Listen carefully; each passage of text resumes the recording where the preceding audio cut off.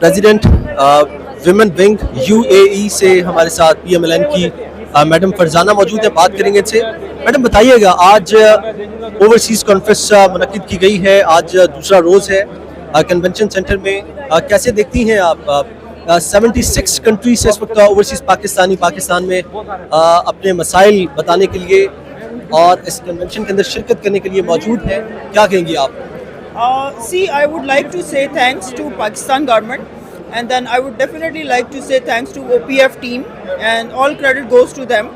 And this is the ever first time happening in Pakistan that all overseas are together, and we are here get together, and we want to know each other. And definitely, government is going to do some better steps towards the overseas Pakistani.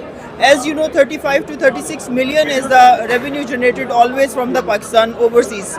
So it's a good initiative, and that will increase trust level from overseas to the country.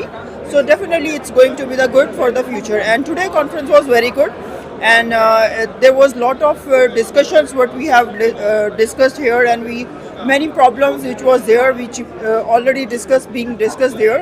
So definitely it will be good. Like tomorrow, definitely going to be implementation for some things. Thank you.